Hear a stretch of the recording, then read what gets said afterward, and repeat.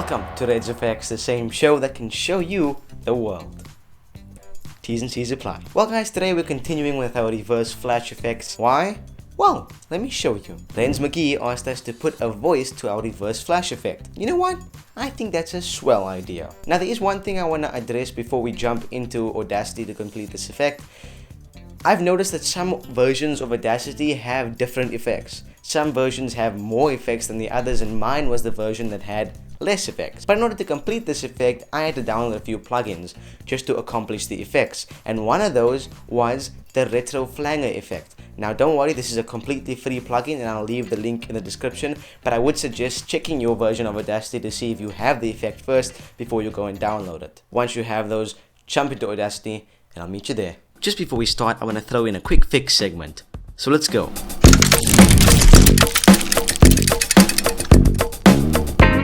If you ever want to import or install downloaded plugins for Audacity, just follow these simple steps. Place your downloaded plugin file into the Audacity folder by going to Local Disk, Program Files or wherever you install the program, Audacity, and finally Plugins. Then place the plugin file in the Plugins folder.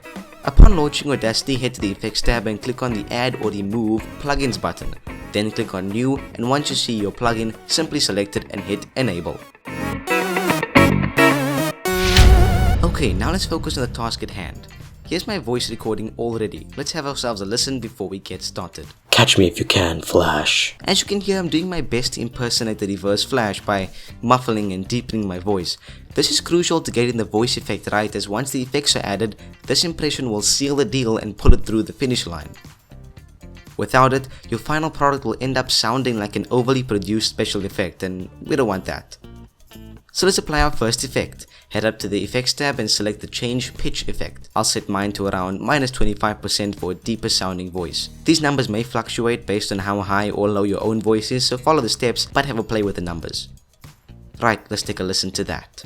Catch me if you can, Flash. We're already hearing some sort of indication to the final product, and these next effects will just ice the cake.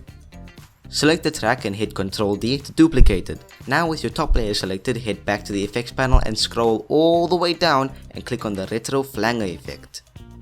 Again, these numbers might be different for you, but not by much with this effect. Make sure that your average stall is on 2.5 and your frequency is on 1.6, then hit apply.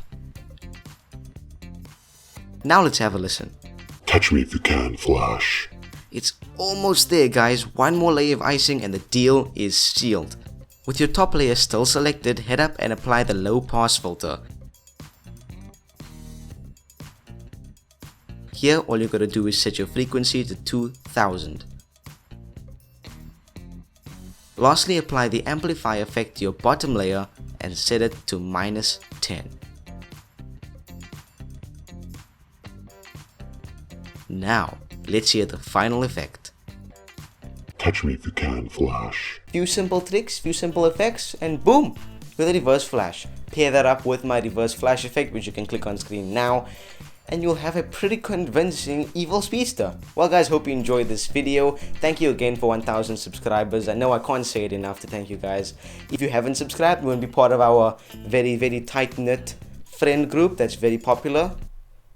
Click subscribe down below. You can also share the video down below so a lot more people can see it and people can flood towards the channel and we can get to even bigger milestones, because I know we will. And thank you again for watching. You can click the social media links over there.